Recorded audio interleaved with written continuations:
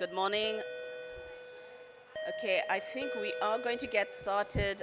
Please take your seats. Okay. Could the panelists please join us on the stage? So, Dr. Callis.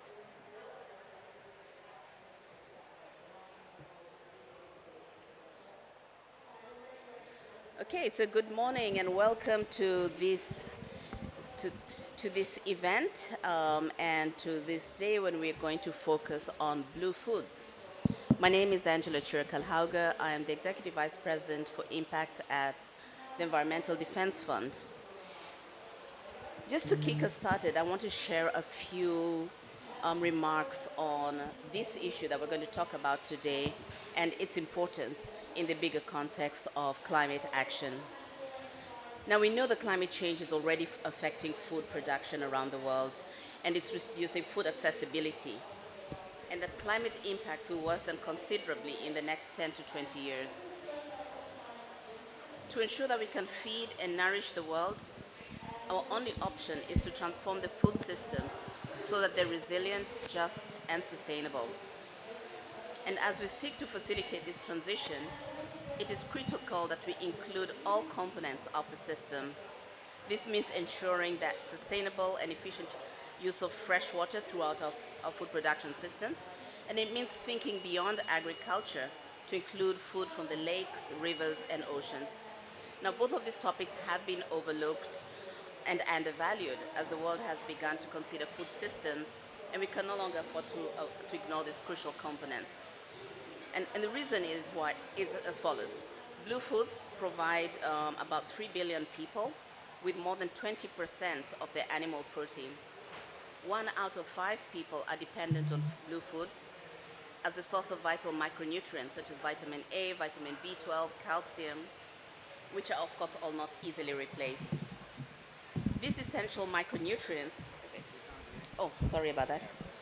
These essential micronutrients from blue foods can reduce malnutrition among risk groups such as children, women, and lower the risk of non-communicable diseases. And we cannot leave out the importance of fresh water, including groundwater systems, as a global food security issue. Where rain isn't sufficient to grow food, farmers depend on irrigation to supply water to grow food. In much of the world, the rivers and groundwater aquifers are overtapped, and that food production is now facing a water supply cliff. So climate change is now forcing farmers to expand where irrigation is needed to grow foods, and it's quickening the depletion of supplies of existing irrigated areas. So for many rural and urban areas, groundwater is the only source of fresh water for its residents. However, climate change is significantly threatening these supplies, and often disenfranchised communities are the first to experience the consequences. So globally, 1.7 billion people live where unsustainable water use threatens water security, including groundwater used to irrigate food crops and sanitation, and contributes to the health of people and ecosystems. So without deliberate action, nearly 2 billion more people will live in areas with high water insecurity. This is already a problem in many parts of the world. And I think if you just look at China, India, and Mexico, close to 1 billion people are living in areas that are experiencing increased water stress.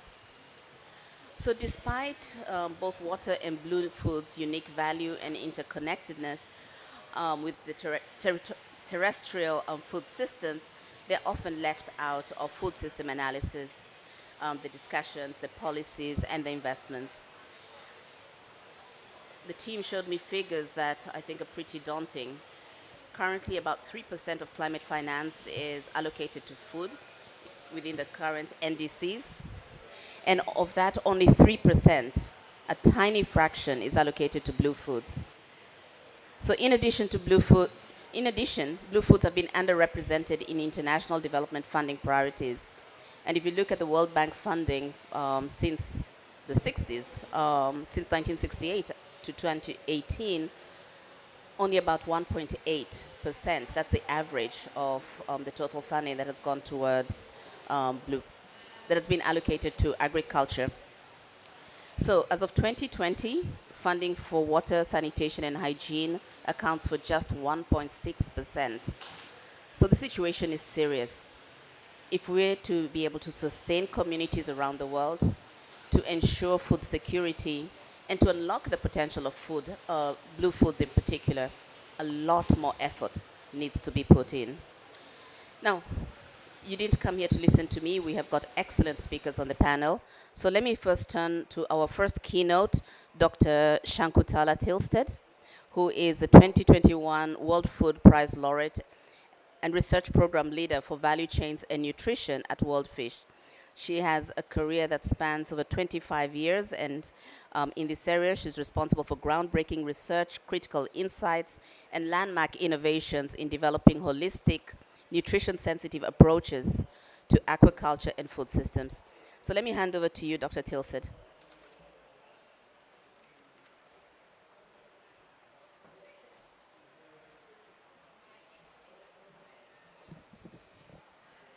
Thank you.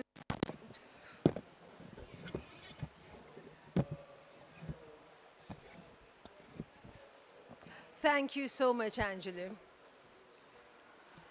It is heartening to see that there are some conversations on aquatic food systems undertaken by various partners and supporters, such as EDF today. And this is taking place now at the climate change, with the team being, for this COP27, together for implementation. So therefore, it is very timely that we talk about harnessing the power of aquatic foods in food systems transformation for nourishing both people and our planet. In the past few days, last week, for those of you who were here, we heard mention of the water, energy, food systems nexus. However, these conversations have centered on the synergies of water management for irrigation of land-based agriculture. How can we effectively harness water to grow more crops, and at that, the staple crops, as part of the food systems transformation? It is quite glaring that there is a missing piece in the food systems transformation: the inclusion of aquatic foods. As you know, aquatic foods are just not fish. They are the many thousands of diverse animals, plants, and microorganisms harnessed from diverse aquatic resources, both marine and inland water bodies, and used for human consumption. The conversation on fishes, seaweed, mollusks, and many other forms of aquatic foods as nature-based solutions to address global malnutrition and climate change are just beginning, or in many instances, simply missing.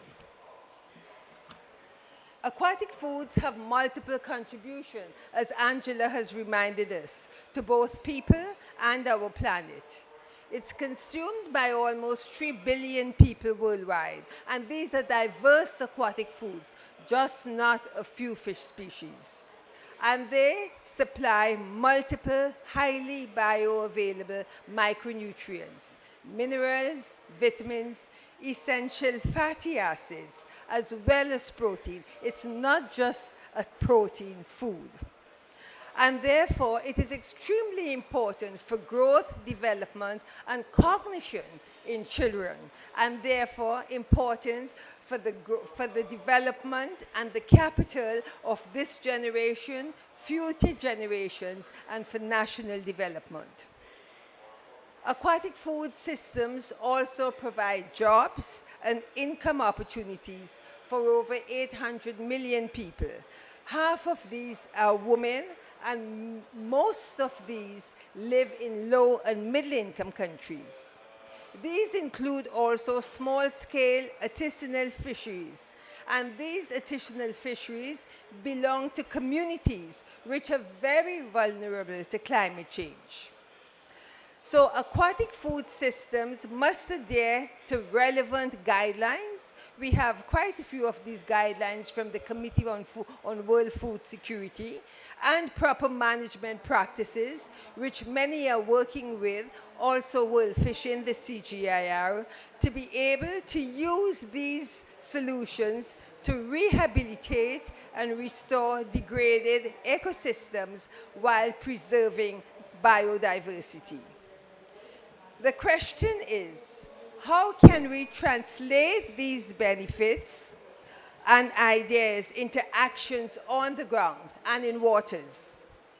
And we must also take into account that water and aquatic food systems cross national boundaries. This we see, for example, in the work we do in the deltas.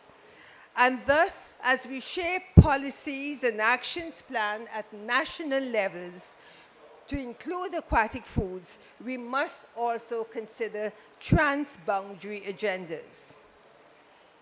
In this COP27, we can see that there's an opening for more space and recognition of food systems in a changing climate. And we have seen several pavilions dedicated to food.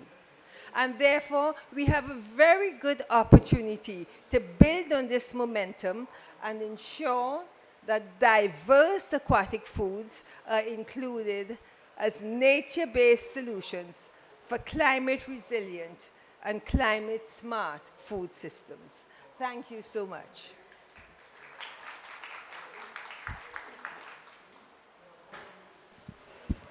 Thank you very much, Dr. Tilsted.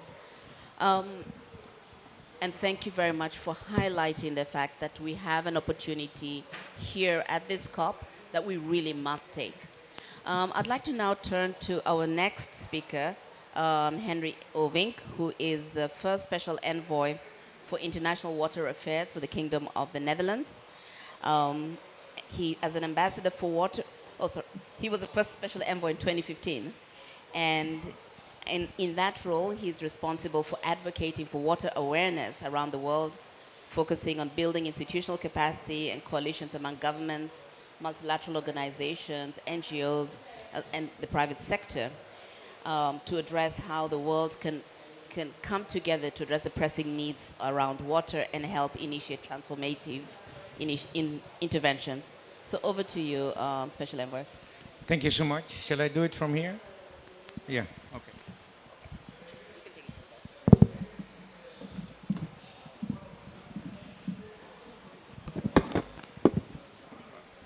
But I shouldn't throw the microphone down, right? Okay. Good morning. Thank you so much for having me here just across the water pavilion. As a waterman in the food pavilion, we all know that water security helps ensure food security. Predominantly not the other way around. Currently, food security actually really impacts water security as an unprecedented scale and rate. So we have to get this right. And this COP, water and food, of course, goes hand in hand. While there's a road in between, I actually see there's many bridges across that, for sure. I'm also the lead for the Netherlands for the UN 2023 Water Conference next year, a next milestone and stepping stone. So not a SDG 6 conference, really for the first time in 46 years, a summit at the United Nations on water across sustainable development and climate action. Bringing the world together on water is not easy. We see a lack of capacity politically and economically for understanding the multiple values and the context of water. Water is underestimated, undervalued and abused across the world. Think about our aquifers. Those are our freshwater oceans, you could say. We deplete them at massive rates for agriculture, for food production, for industry and human consumption. Right now, half of the aquifers around the world are beyond their tipping point. And when that water is released, it will only become more saline in the water cycle. So it's not that we lose literally a drop around the world, but we lose the drops that really can actually empower communities most marginalized, women and girls first, and secure water security at large. So this is not so much on the aquatic food, but this is about the relationship between water and food. We have to get this right. It is not enough to say water sector fix the problem so we can have food security. It is a back and forth between two. Two examples. In prepping for the Climate Adaptation Summit, we hosted high-level roundtables on food security, because food security was a main driver for adaptation. I found myself in a room with ministers, professors, investors from public and private sector. People definitely outsmarting me. But after 5 hours of debate on food security in the context of climate, the word water wasn't mentioned once. So I asked the crowd of 40 experts, policymakers, politicians, and the ones that are responsible, how come? And they all looked at me, all 40 of them, and said, you fix it, this is your problem. Well, that is actually not working. It also shows how water is seen as a sector of predominantly male engineers. Well, I'm a man, I'm not an engineer, and also not a hydrologist, but this is the case. And also too old, way too old. That will not work. That will not get us to a food secure world.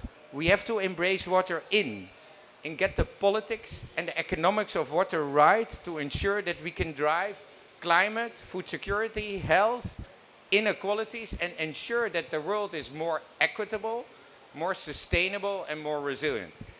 That is at stake for next year's conference, nothing less.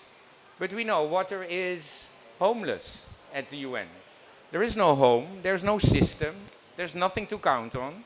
So the conference next year is not about a declaration that's actually forbidden, because the modalities resolution says you can't agree on anything on water except for voluntary commitment, because we fight institutional and political capacity because we are afraid of the consequences. Getting water right will challenge the world with the fact that we radically have to change course on this. And we just don't want to look in the mirror as politicians, as policymakers, as private and public sector. Water cuts across every border. We know, 2/3 of all rivers are shared. 100% of all aquifers are shared. We, knowing that we share water, have to value water and manage water in a very inclusive, sustainable and equitable way. Second is aquatic foods. I teach, and at a certain point I was helping students at the Design Academy in the Netherlands. And one of them was a girl who was the daughter of a famous chef. And she was totally fascinated by her father's capacity to make the most incredible food creations. He was a Michelin star chef, he did amazing stuff. But she also came from the Netherlands, and she found out that there is forgotten food. And that forgotten food was aquatic food. And I remember, and this is over, I'm an old man, and this is over 20 years ago when she graduated. She wrote a book on aquatic foods, the forgotten aquatic foods. So we know, going back to our cultures, the systems where we come from, they can be indigenous, it can also be very local, that understanding how we depend on our natural resources, being water, soil, that help us to produce food, we can be far better in sync with our planet, and with becoming better in sync with our planet, we can actually provide food security for all, I'm pretty sure. But it really demands a rethink on where we come from, on how we deal and treat and value our natural resources, our planet, embrace that capacity to ensure that together, locally led, from the ground up, we can mitigate climate, adapt to a climate changing world, ensure that we stay close to that 1.5. I'm not saying I gave up hope on the 1.5, but it's challenging. But let's keep the 1.5 alive with everything we can, and ensure water security. And aquatic foods are a key driver to that. Not a silver bullet. In this world, and the world we come from, silver bullets don't exist. And that is pretty much okay, because we as humans are very good at making connections and thinking about a full scheme of solutions across all the interdependencies that we have. Don't forget the intelligence that we share as humans and societies is fully capable of looking at the complexity of these interdependencies. Silver bullets are the bullets of the past, are the basics for stupid infrastructure and stupid investments that actually got us to a place where we are now. We need comprehensive approaches that tick all boxes, and we will need many pathways forward, and I believe aquatic foods is a critical component of a more sustainable, more equitable, and more resilient food system. Thank you. Thank you very, very much. And I think you have really made the point that we need to find solutions that are comprehensive, that help us tackle more than one problem at a time. And looking at food systems, looking at water together, could take us quite a long way on the path to resilience. I would like to now invite Dr. Kalis Tindimugaya, who is a Commissioner for Water Resources Planning and Regulation at the Ministry of Water and Environment in Uganda, to now bring us a country perspective from the experience in his home country around this issue. Thank you very much, moderator. I would like to thank you and the organizing team for inviting me to give Uganda's perspectives. I come from a country where we have a lot of water, yet we are water insecure for a number of reasons: environmental degradation, high population growth, climate change, and many others. Interestingly, Uganda's water resources are wholly transboundary. 98% of Uganda is found within the Nile Basin. 69% of the water we have in the country comes from outside our borders. So I think, as has been mentioned, when we talk about water, we need to remember that this water is not only for one country. These are shared resources. And oftentimes when we are planning to use this water, say, for agricultural production, we always assume that that water is available. And I think from the water resources perspective, we are realizing that climate change is putting a lot of pressure on our water resources. We need water for hydropower generation. We need water for drinking. We need water for irrigation. We need water for industry. Uganda has traditionally depended on rain-fed agriculture, just because we have a lot of rainfall. But because of climate change, our dry seasons are increasing. The intensity of dry periods are increasing. So we find now that we have to irrigate. Our Ministry of Agriculture, which is responsible for spearheading food production and food systems, oftentimes thinks that water is available. And when you plan for irrigation, water is not brought into the discussion. Even when we are talking about competing uses, then everybody thinks that because food is important, then all the water should be for food. Our policy is that we provide water for drinking as our first priority, and any other use will actually be considered depending on the social and economic context of that area. So we right now have realized that we cannot continue just having discussions in silos. We need to come together and discuss collectively. I was invited 2 months ago by the Minister of Agriculture to talk to them about integrated water resources management, and I was surprised. The technical head of the Minister of Agriculture actually told me, I didn't know that this water is actually not available for agriculture until we get permission from the Minister of Water. I did mention to them that if you are going to use the water, you have to apply for a permit. We issue permits for use of water, but we issue permits based on available water, first meeting drinking water needs before we actually provide water for other uses. I did inform them that if you plan for an irrigation scheme and you have not considered whether water is available, chances are that that irrigation scheme can be a white elephant. And indeed we are seeing some of these because of gain of competition. Because of the need to increase food production, our Minister of Agriculture has actually bought 3 drilling rigs.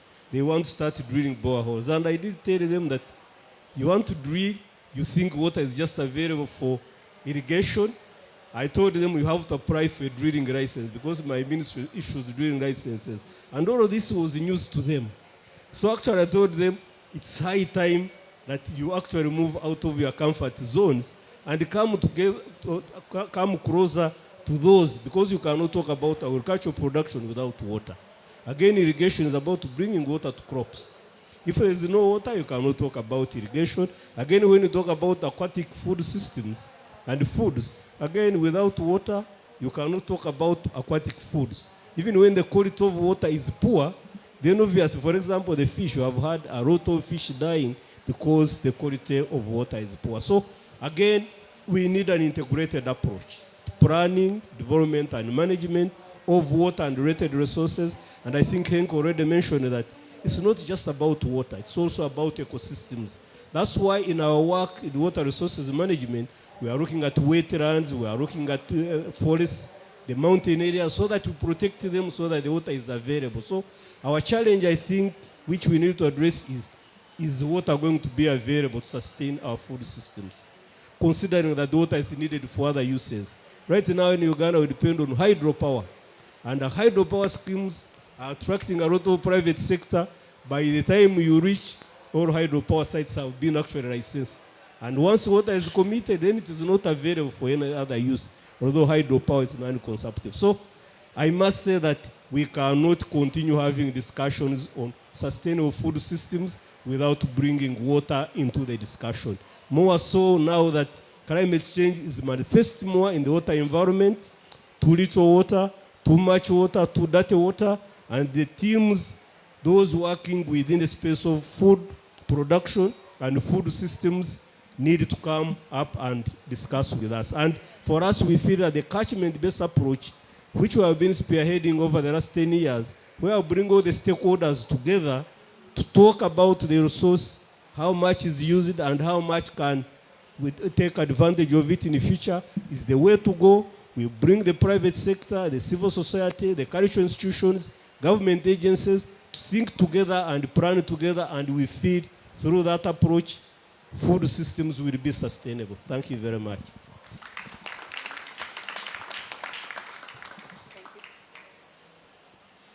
Thank you very much. And you have now heard from our three speakers around the importance of ensuring that we manage our water systems sustainably and how they are tightly interconnected with our food systems. And we've also got a snapshot of the importance of looking at the food systems that exist within our water bodies, the aquatic food systems. So we have a lot of fodder for reflection, but I want us to get started on a short conversation. And I want to start with you, Shakuntala. So when you spoke, you talked about how blue foods can allow us to attain multiple SDG goals. Now, despite this, they've been largely ignored in the global conversation. From your vantage point, what is the important thing we need to do now to ensure that this is no longer the case?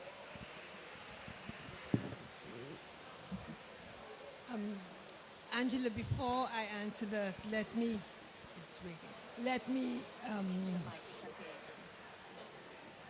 closer. Can you hear me? Yes. Okay. Permit me to make a point. In the last 2 years, with the UN Food Systems Summit 2021, and then earlier this year, we had the Ocean Conference in Lisbon.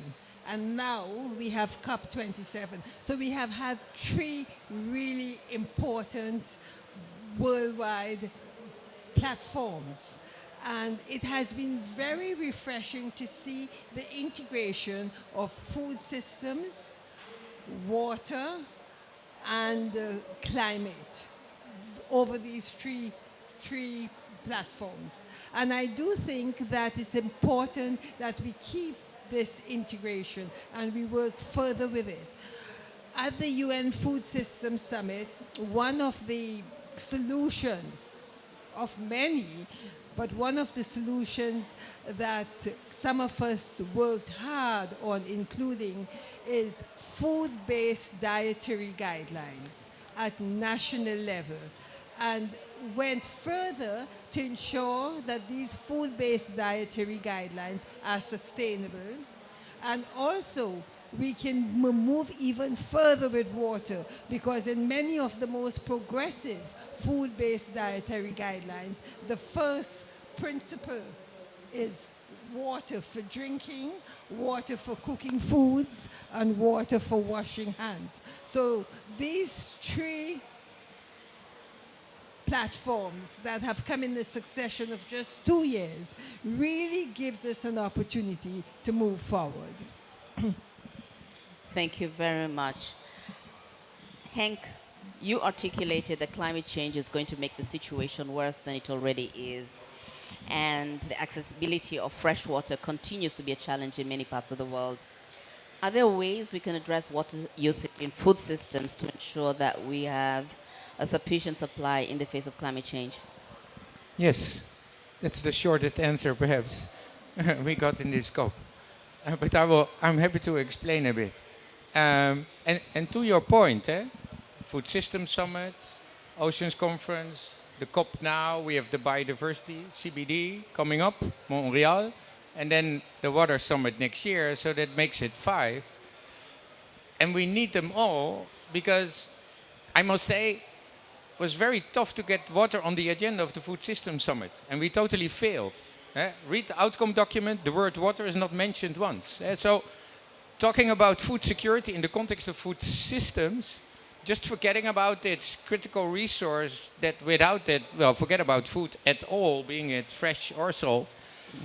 Well, an omission would be, the underestimation of this failure. So we have to get this right. The 5 can come together. If we look at climate, food, biodiversity, water, and the economics are of critical importance.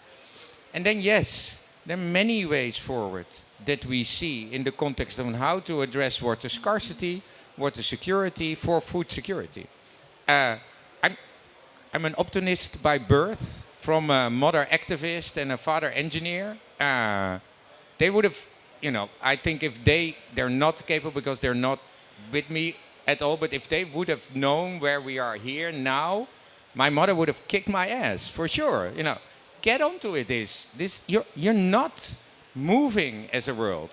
So we know where we can go, but we lag behind on the actions. So that is the thing that I'm struggling with. And to your point, it starts with the basics, getting the basics right. 2022, billions of people, not millions, lack access to safe drinking water, hygiene, and sanitation facilities. The basic needs for every girl, boy, women, and men, and community to get to a level of security, let alone being it food, energy, and climate. If we don't fix these basics radically and rapidly, the matter of food security is actually not so important for them. So this mix of, and the pandemic,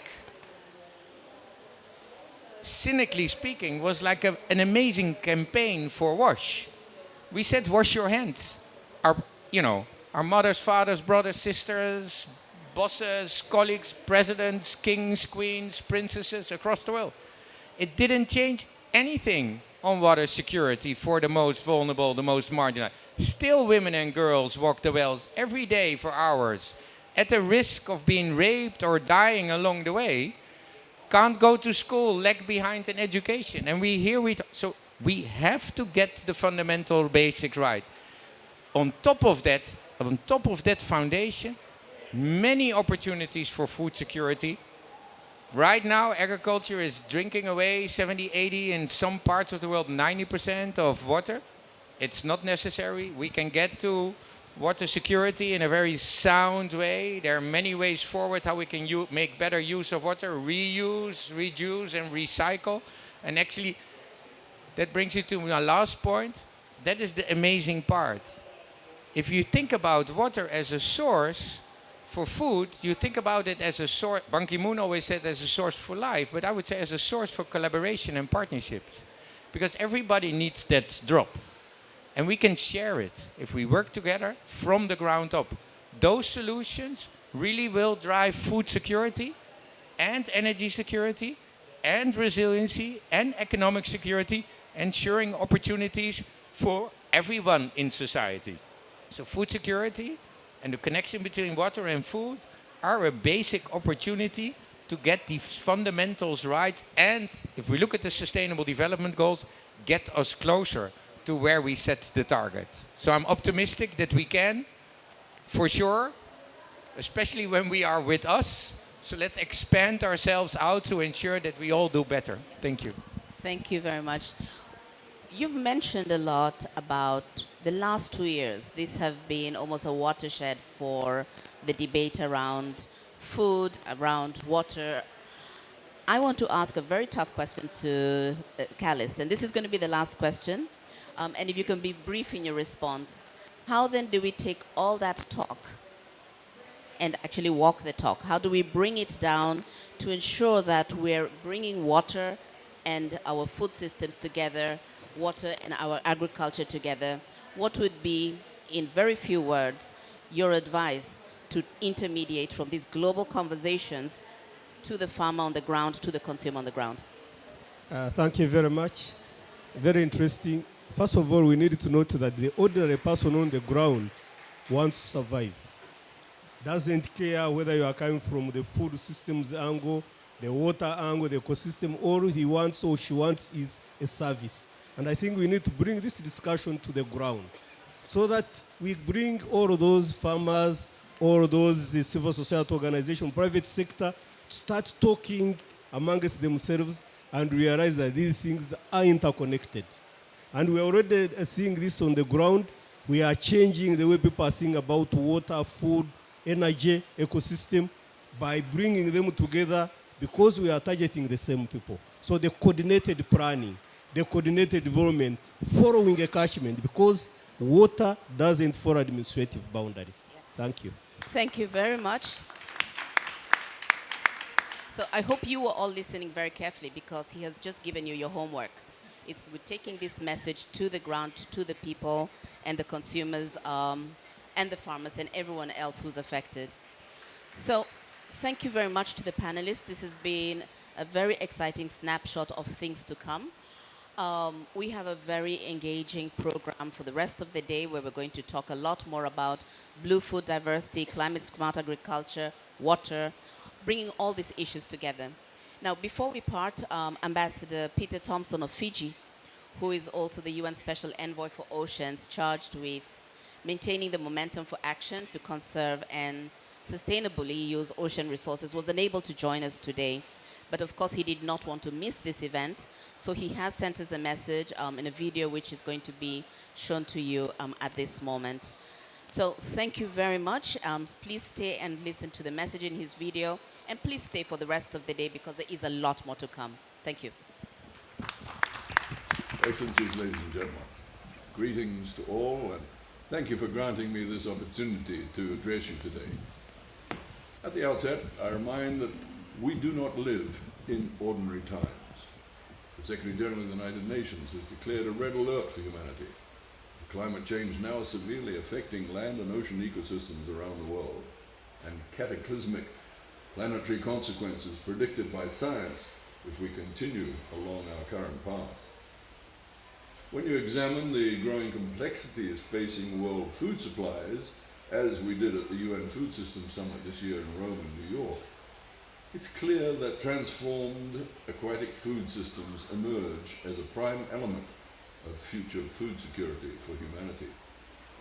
Meanwhile, the High-Level Panel for Sustainable Ocean Economy has identified the development of sustainable aquaculture as a very significant contribution to the mitigation of climate change.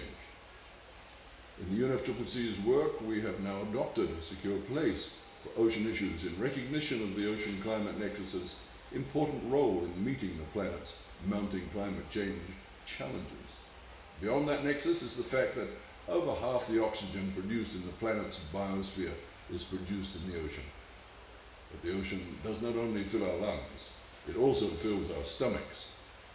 Ladies and gentlemen, the ocean and the freshwater lakes, rivers and streams that flow into it are essential sources of food and nutrition for the entire planet.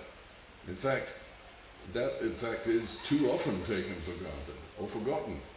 when planners and policymakers are handing out funds or deciding where to allow new construction or pollution to occur.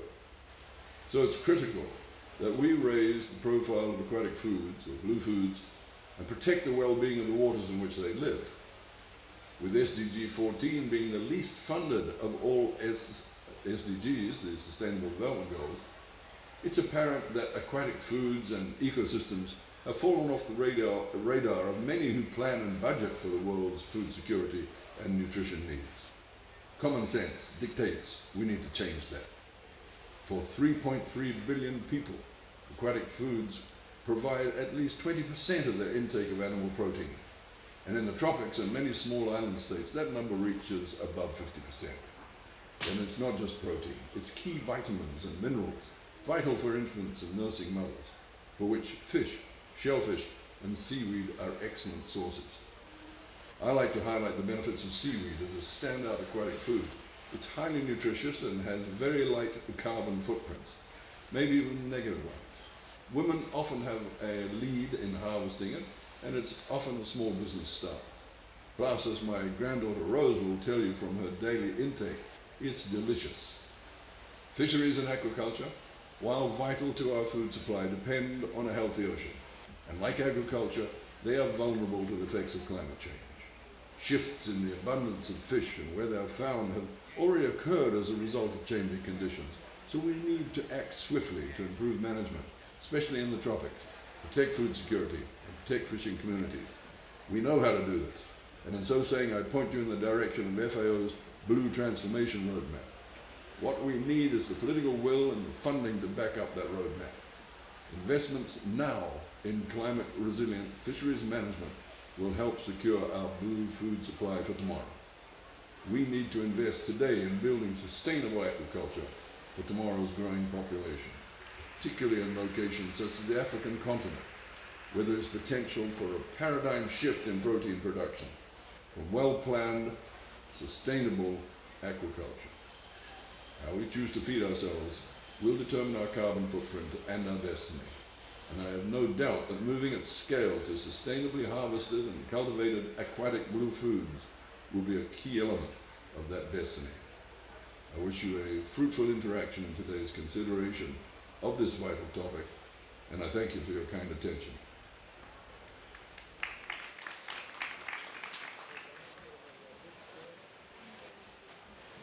So thank you very much, and we look forward to see you in some of the subsequent events today. Thank you.